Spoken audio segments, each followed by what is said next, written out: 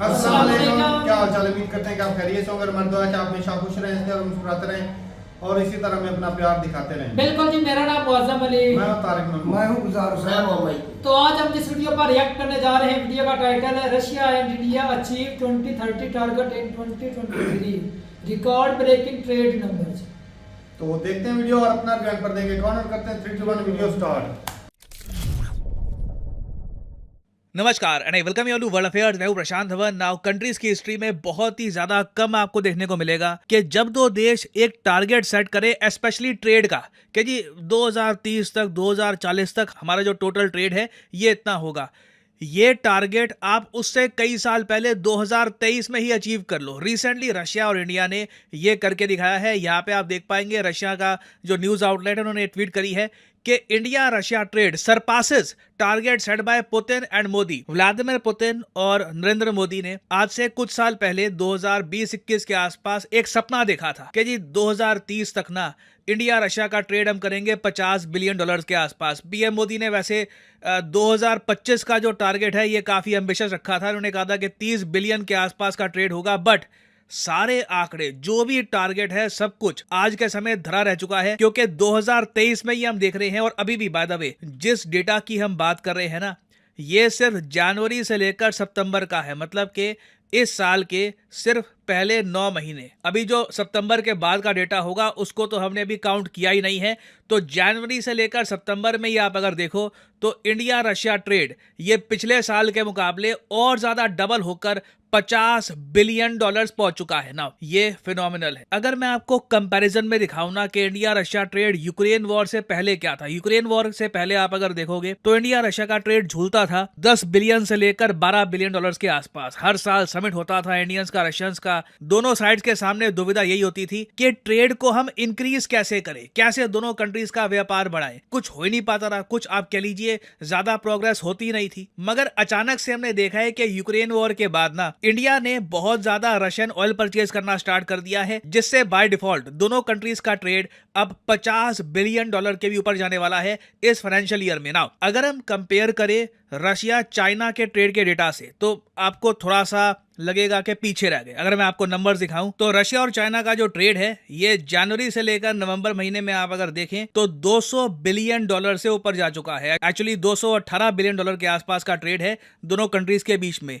Insane numbers हैं, but at the same time ना मुझे एक बात मेंशन करनी पड़ेगी कि रशिया चाइना का ट्रेड हमेशा से ही ज्यादा था compare to India Russia trade. अगर आप 2018 का टाइम देखोगे ना तो रशिया चाइना का ट्रेड $107 बिलियन हुआ करता था। तो कंपैरेटिवली आप अगर देखें तो पूरा जो ये यूक्रेन वॉर का इशू सामने आया है तब से लेकर अब तक रशिया चाइना का ट्रेड सिर्फ दुगना हुआ है, वेरास रशिया इंडिया का जो ट्रेड है ये 5-6 गुना जरा बड़ा है। जो ओवरऑल क्वांटम जो लीप है ना ये बहुत ज्यादा स्पेशल है। और सबसे बड़ी बात तो अभी ये है कि रशिया तो इंडिया से कुछ परचेज कर ही नहीं रहा। आप अगर इंडिया रशिया का ट्रेड देखेंगे तो बहुत ज्यादा स्क्वेयर्ड है इन फेवर ऑफ रशिया।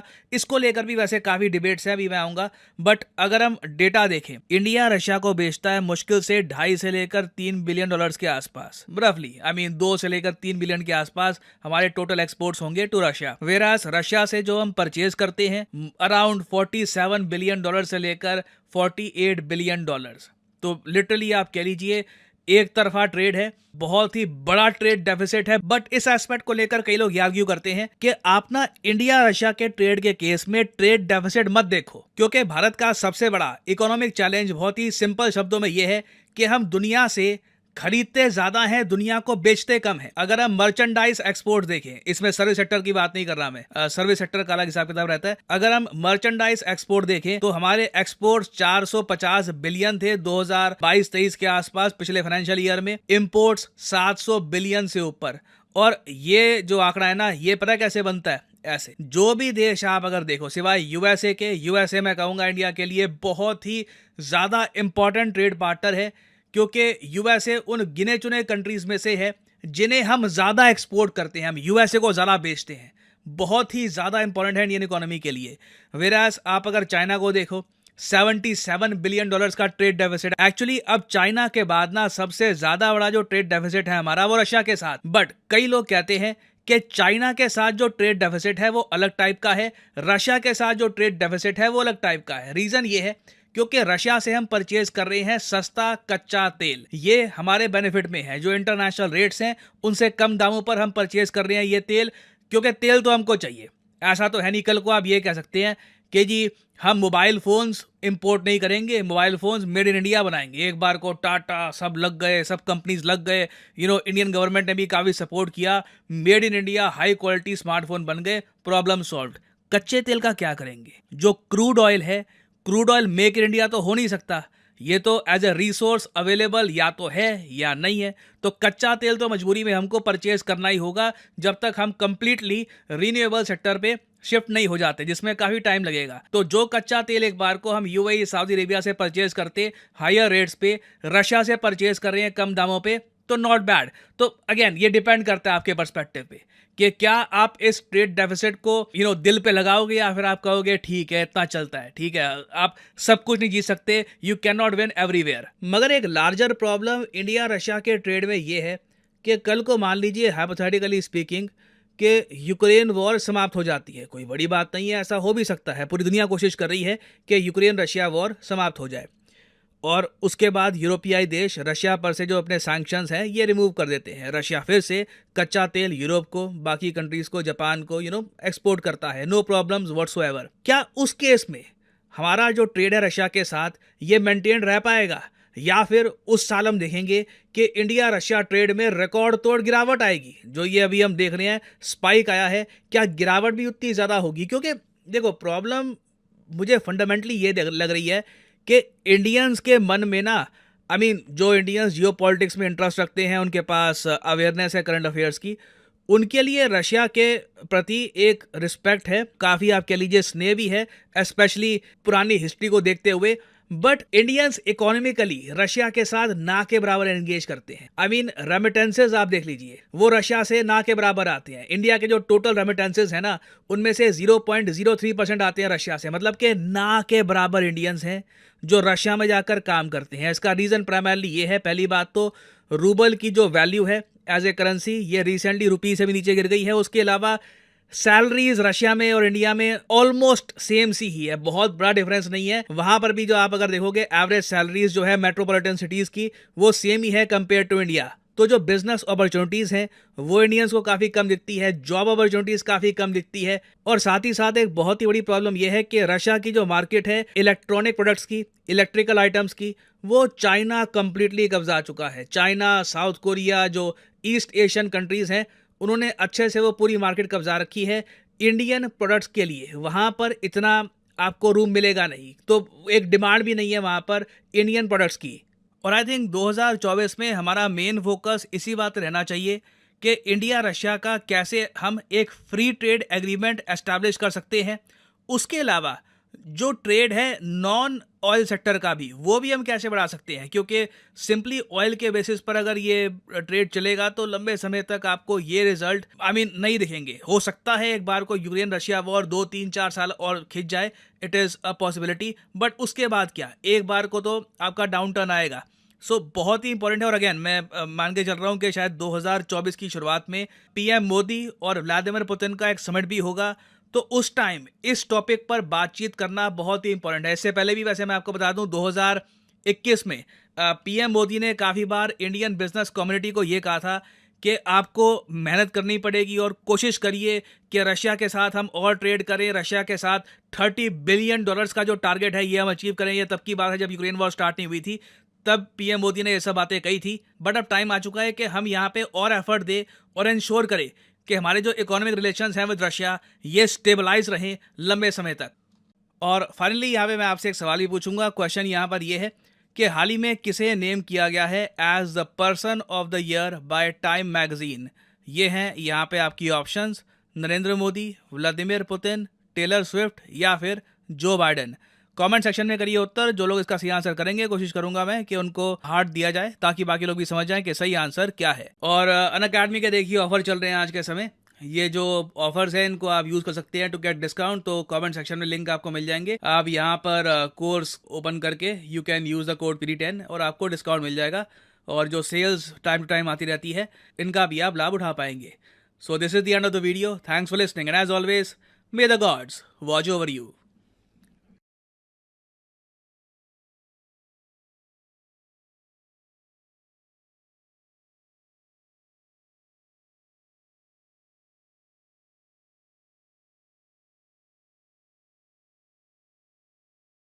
भाई साहब, ये जो जंप देखने को मिला है, ये साफ ज़ाहिर है यूक्रेन और रशिया की वार से ही मिला है। काफी जो टारगेट था कि 2030 तक जो वो पूरा करेंगे, लेकिन वो टारगेट तो भाई जल्दी पूरा हो गया क्योंकि भाई डिस्काउंट पे तेल मिल रहा था और इंडिया ने दबा के खरीदा।